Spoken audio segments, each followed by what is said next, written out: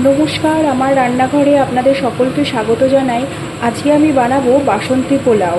বাসন্তী পোলাও বানানোর জন্য আমি এখানে নিয়ে নিয়েছি সরু চাল। সরু চাল আমি ভালো করে ধুয়ে জল ঝরিয়ে চালটা আমি শুকিয়ে নিয়েছি। এখানে আছে আমার ঘি, গোলমরিচের গুঁড়ো, চিনি, জিরে গুঁড়ো, গরম মশলা গুঁড়ো, নুন, হলুদ। এখানে আমি নিয়ে নিয়েছি কাজু, কিশমিশ, ফোড়নের জন্য নিয়ে নিয়েছি দারচিনি, এলাচ, লবঙ্গ, জিরে, মৌরি, তেজপাতা। আর এখানে আছে আমার কুড়িয়ে রাখা আদা। আর এখানে আছে আমার গোলাপ জল। প্রথমে আমি কড়াতে ঘি দিয়ে আমি কাজু বাদামটা ভেজে নেব।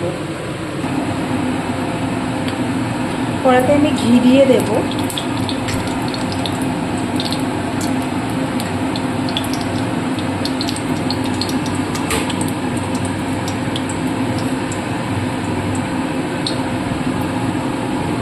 এবার আমি কাজু বাদামটা ভেজে নেব।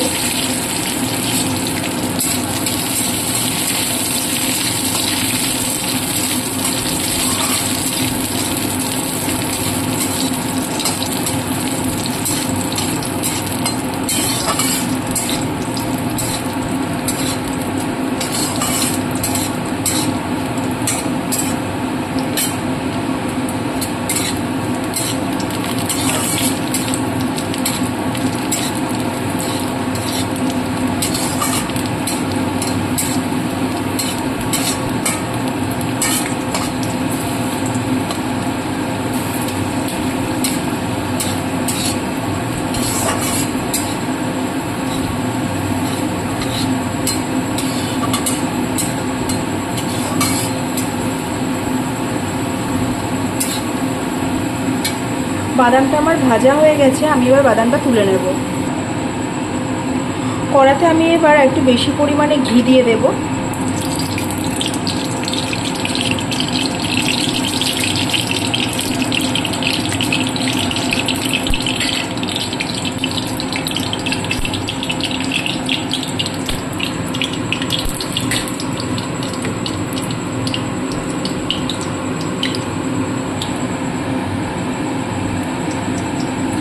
ঘিটা আমার গরম হয়ে এসছে। এবার আমি ফোড়ন দিয়ে দেবো দারচিনি, এলাচ, লবঙ্গ। তারপরে আমি দিয়ে দেবো মৌরি। এবার আমি সাদা জিরেটা দিয়ে দেবো। দিয়ে দেবো তেজপাতা। দিয়ে দেবো কুড়িয়ে রাখা আদাগুলো।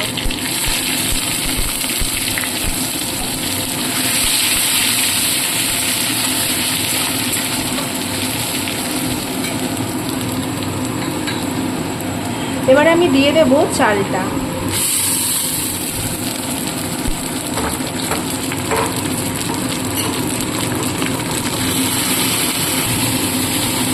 এবারে আমি দিয়ে দেব পরিমাণ মতো সামান্য নুন।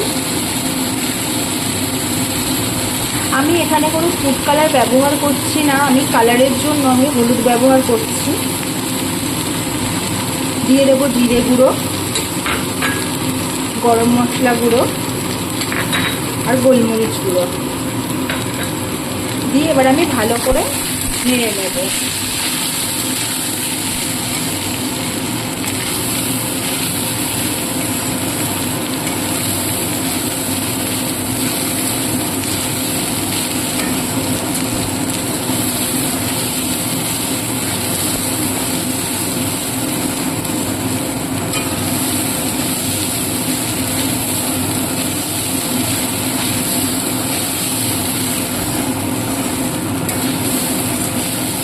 চালটা আমি এখানে আধ ঘন্টার মতো আমি ভিজিয়ে রেখেছিলাম ধুয়ে।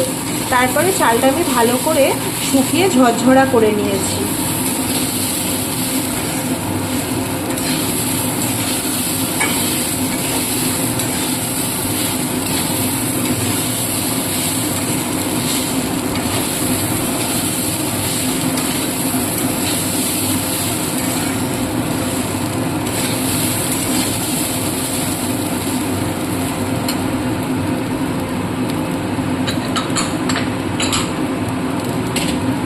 চালটা আমি এখানে যতটা ভালো করে ভাজবো আমার পোলাওটা ততটাই ঝরঝরে হবে।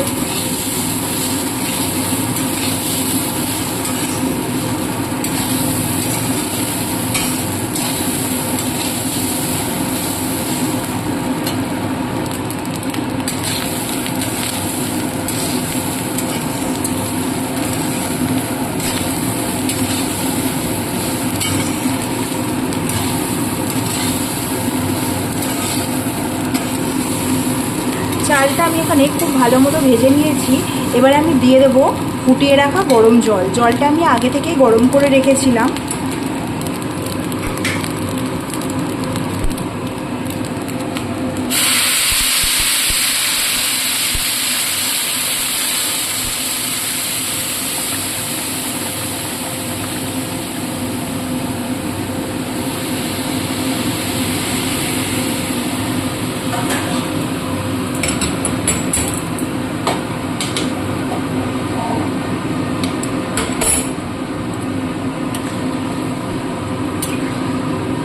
জলটা দেওয়ার সময় আমি আঁচটা কমিয়ে দিয়েছিলাম, জলটা দিয়ে এবার আমি আঁচটা বাড়িয়ে দিয়েছি।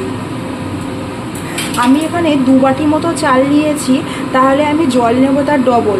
আমি এখানে 2 বাটি যেহেতু চাল নিয়েছি, তাই আমি এখানে 4 বাটি জল নিয়েছি।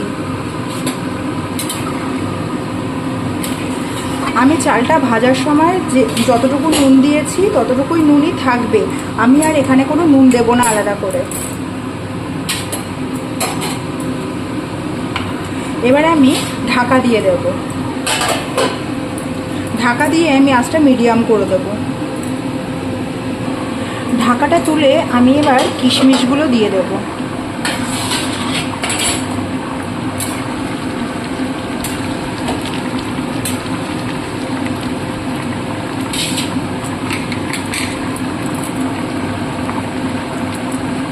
দিয়ে দেবো ভেজে রাখা কাজু বাদামগুলো।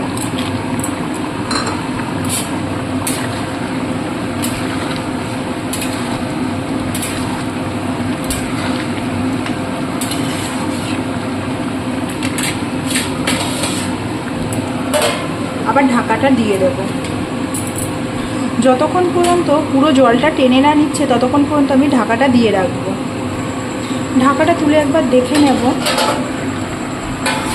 এখানে দেখতেই পাচ্ছেন আমার জলটা অনেকটা টেনে এসছে। আমি এবার এখানে দিয়ে দেব পরিমাণ মতো মিষ্টি। আমি এখানে হাফ কাপ মতো চিনি দিয়েছি। যেহেতু বাসন্তী পোলাও একটু মিষ্টি মিষ্টি না হলে খেতে ভালো লাগে না, আপনারা যে যেমন মিষ্টি খান সে সেরকম দেবেন, কম বেশি।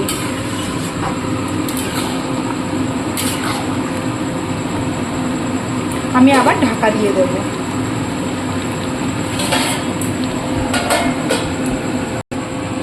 ঢাকাটা তুলে আরেকবার দেখে নেব।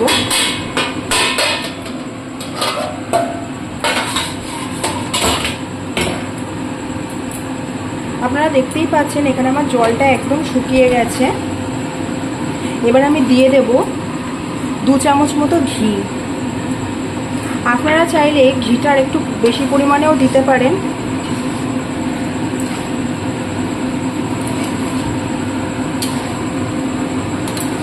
দেখতেই পাচ্ছেন আমার পোলাওটা এখানে কতটা ঝরঝরে হয়েছে।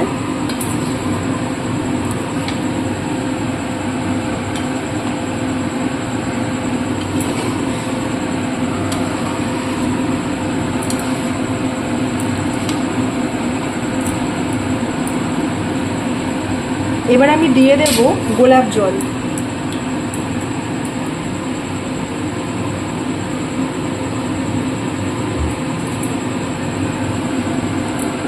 আমি এখানে 1 চামচ মতো গোলাপ জল দিয়েছি।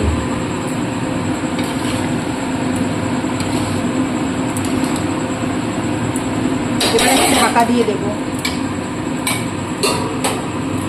আমি পোলাওটা আমার এখানে হয়ে গেছে। আমি 5 মিনিটের জন্য অন্তত ঢাকা দিয়ে রাখবো পোলাওটা। সহজ পদ্ধতিতে বাসন্তী পোলাওর এই রেসিপিটি যদি আপনাদের ভালো লাগে তাহলে লাইক কমেন্ট শেয়ার করে দেবেন এবং এরকম ঘরোয়া রান্নার রেসিপি পেতে আমার পেজটি ফলো করে দেবেন। আমার পোলাও রেডি হয়ে গেছে, আমি এবার পোলাওটা নামিয়ে নেব। আমার এখানে গরম গরম বাসন্তী পোলাও রেডি।